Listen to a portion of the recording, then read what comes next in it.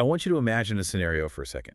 You were just sitting at your desk, and you write this really simple, elegant piece of code. Right, just a normal day. Exactly, a Yeah. totally normal day.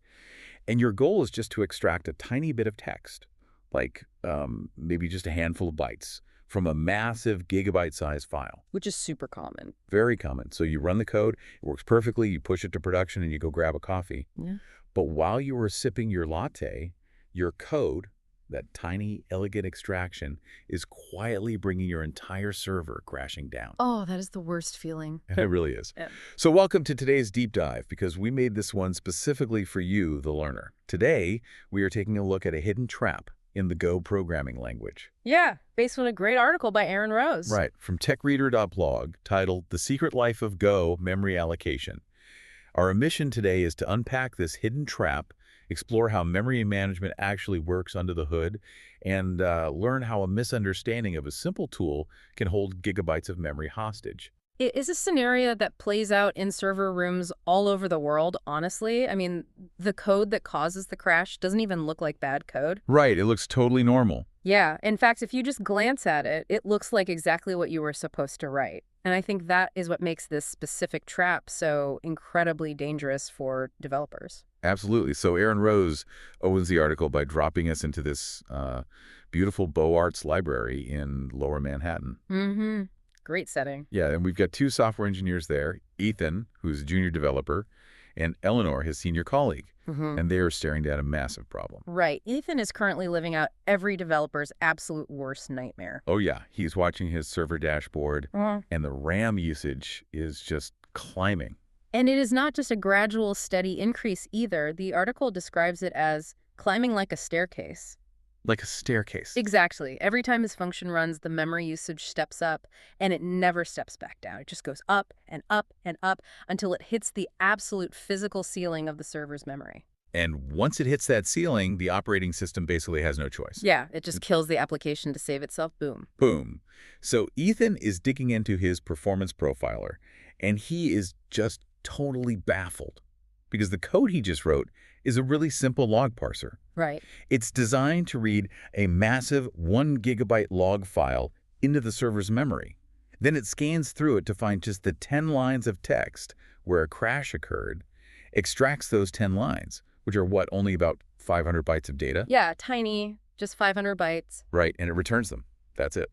So from his perspective, he is being incredibly efficient. I mean, he brings the massive file in, he grabs the tiny 500-byte needle out of the gigabyte-sized haystack, and then he just returns the needle. Makes total sense. Right. He expects that massive 1 gigabyte file to just, fall out of scope. And in programming terms, falling out of scope basically means the program is done with the variable, right? Exactly. The program is done so the system's garbage collector can come along, recognize it's no longer needed, and just clean it up to free that space. Well, let me stop right there because my intuition aligns completely with Ethan's here.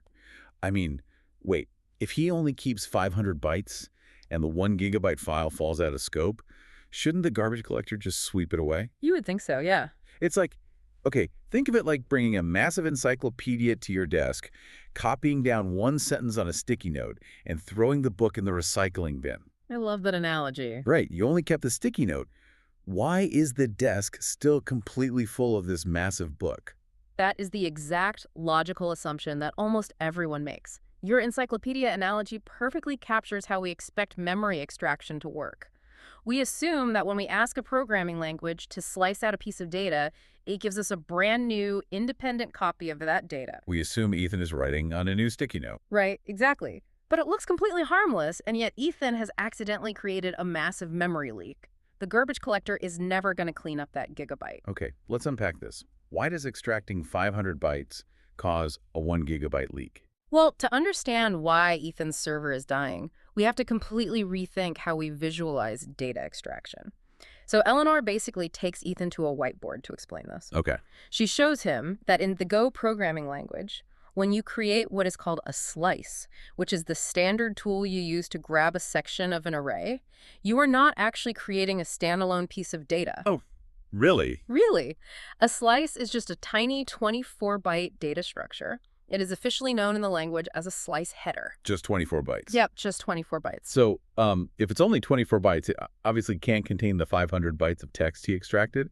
It must just be some sort of like map or reference system telling the program where to find the text. Exactly. You hit the nail on the head. A slice header is not the data itself. It is just a viewing mechanism. Like a window. Exactly like a window looking into an array.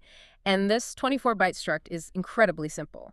It is made up of exactly 3 components. First, there is a pointer to a backing array. And a pointer is literally just a memory address, right? Like a house number telling the system where the actual information lives. Yes, it's just a directional sign saying, the actual data you want starts over at this specific address on the heap. And that actually brings us to an important architectural distinction. Oh, right. Yeah, when a server runs a program, it generally uses 2 different areas of memory, the stack and the heap. Let's clarify those for the listener, just so we have a solid mental picture of where everything actually lives. Absolutely. Think of the stack as a really fast, short-term scratch pad. Okay, a scratch pad, right. It's where the program keeps small, temporary variables that it needs right this second while running a specific function.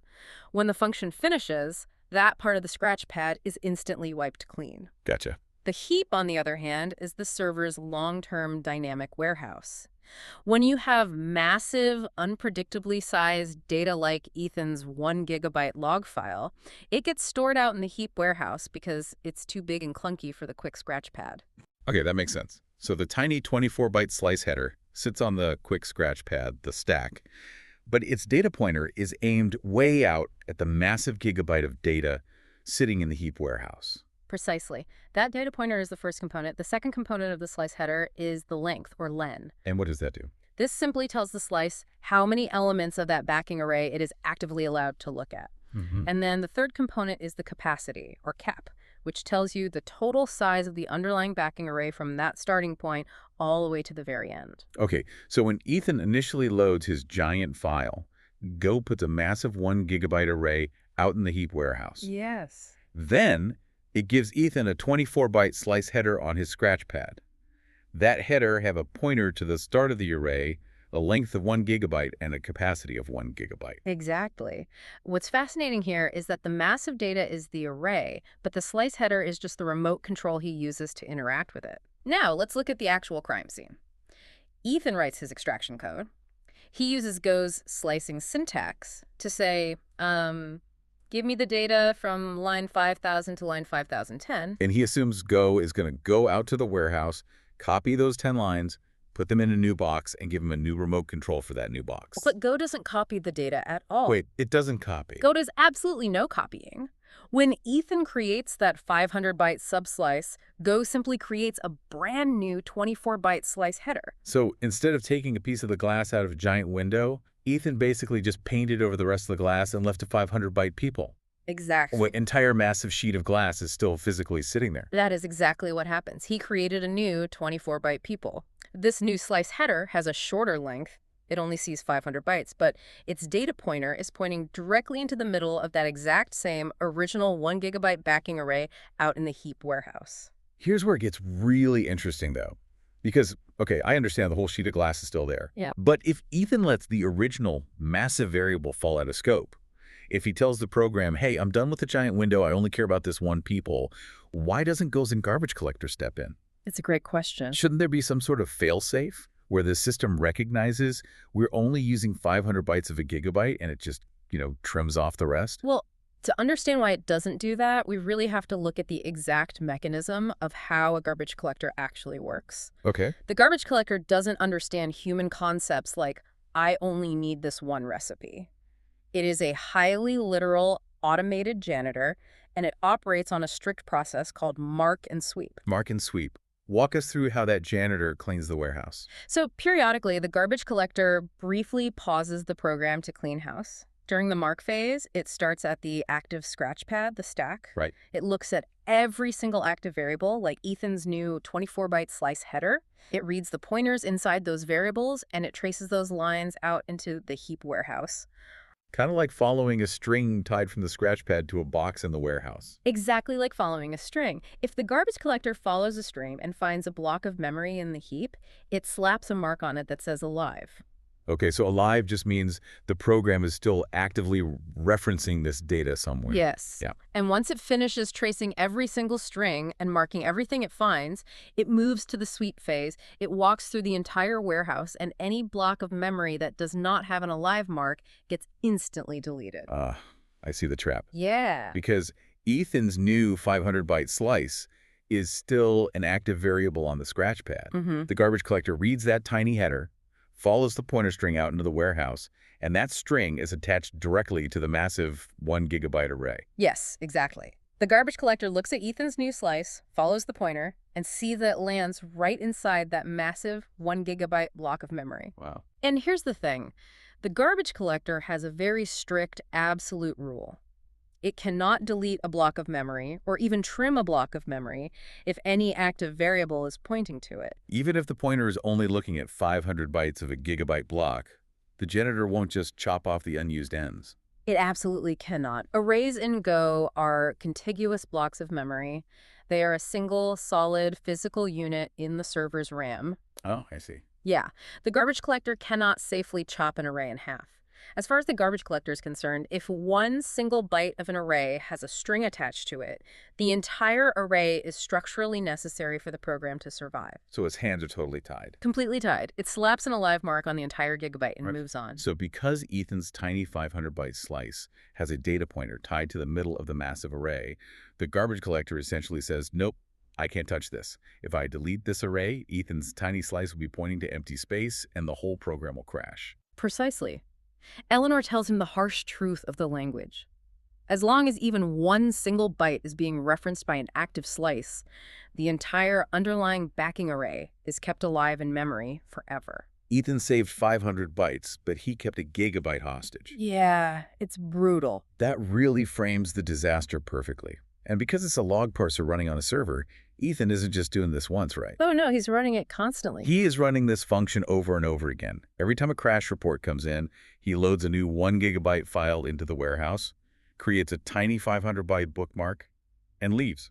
And every single time, he leaves a string attached. The original massive variable drops off the scratch pad, sure, but the tiny return slice stays active, keeping the gigabyte alive. And that is why the RAM usage climbs like a staircase. Exactly. Gigabyte 1 is loaded and stranded. Gigabyte 2 is loaded and stranded. The garbage collector does its mark and sweep, but it finds a string attached to every single gigabyte block, so it sweeps nothing. Until eventually the warehouse is completely full and the server just dies. If we connect this to the bigger picture, though, wait, you might be wondering, if this trap is so easy to fall into, why did the creators of Go build the language this way? Honestly, yes. It feels almost like a design flaw to not have the language automatically copy the data when you slice it, just to protect developers from blowing up their servers. Why favor this behavior over memory safety? Well, it is a deliberate, highly engineered choice. You have to remember what Go is actually designed to do. Right, it was built at Google. Yep, it was built to handle massive, high-throughput back-end networking systems. And in those environments, speed is everything. So copying data is just too slow. Copying data is incredibly slow and expensive for a CPU. If you have a massive array and you just want to read a piece of it, forcing the system to go out to the heap, allocate a brand new block of memory, and physically duplicate megabytes or gigabytes of data every single time you want to look at a subset. That would just bring everything to a halt. Exactly. It would bring a high-performance server to a crawl. Passing around a tiny 24-byte header instead saves a massive amount of processing time. Okay, that makes sense. It's an optimization. Yes. It prioritizes CPU speed over memory isolation, assuming that the developer knows what they're actually doing. Right. It is a feature, not a bug. Go gives you a scalpel because it expects you to know exactly how sharp it is. Right. Ethan treated a slice like it was an independent copy because in some other programming languages like Python, for certain operations, it actually would be a copy. Oh, gotcha. But in Go, it is strictly a window. And by keeping the window open, he kept the entire building from being demolished. So what does this all mean for Ethan? Because we understand the mechanics of the crime now. Right. We know why the garbage collector is completely paralyzed by its own mark and sweep rules. But Ethan still needs to fix his server. He needs those 500 bytes to return the crash logs, but he absolutely cannot afford to keep the 1 gigabyte arrays hostage in the warehouse. How does he actually rescue his 500 bytes and let the gigabyte go away? This is where Eleanor steps in as the senior architect and provides the fix. She tells Ethan that if he wants to keep the data without keeping the hostage, he has to manually force Go to do the thing he originally thought it was doing anyway. Which is allocating a new array. Yes. He must force Go to allocate a brand new tiny backing array and physically copy the data over. He has to, as she puts it, sever the tie to the original memory. So he actually has to write the recipe down on an index card. Yeah. You can't just rely on the sticky note bookmark. Exactly. And the way you do that in modern Go is built right into the standard library. Eleanor shows him a specific function called slices, clone. Okay, slices clone. So if Ethan takes his tiny 500-byte slice and wraps it into slices, clone, what actually happens out in the heap warehouse during that operation? Well, when you call slices clone, Go finally stops being lazy about copying. It looks at the 500 bytes that Ethan's slice is currently pointing to. Okay. It goes out into the heap warehouse, finds an empty spot, and allocates a brand new, perfectly sized 500-byte backing array. Then, it physically copies those 500 bytes of text from the giant 1 gigabyte array over into the new, tiny array. Finally, it creates a new slice header on the scratch pad, and this time, its data pointer is aimed strictly at the new independent array. So slices the clone basically creates a completely separate island of data. Yes. The new slice has absolutely zero connection to the original 1 gigabyte array. But let's trace this back through the garbage collector's eyes just to be absolutely sure this works. Sure. Even after he clones it, that massive 1 gigabyte array is still physically sitting in the warehouse, right? How does the janitor actually know it's safe to delete now? Think about the strings again. Before the clone, both the original variable and Ethan's tiny extraction slice had strings tied to the massive array. Right. But after the clone, Ethan is returning the clone slice, which has its string tied to the new tiny array. Oh, so by using slices clone, the original massive variable is the only thing pointing to the 1 gigabyte array. Exactly. That means the only thing still tying a string to the massive 1 gigabyte array is the original massive log file variable that loaded it in the first place. And because that massive variable was only a temporary tool used inside this specific parsing function, when the function finishes its job and exits, the stack scratch pad is wiped clean. The scratch pad is wiped, the original variable disappears, its string is cut. And then the garbage collector wakes up for its next mark and sweep. Exactly. The function exits, and the garbage collector begins tracing strings from the scratch pad to the warehouse. It looks at that massive 1 gigabyte backing array. It checks for any strings.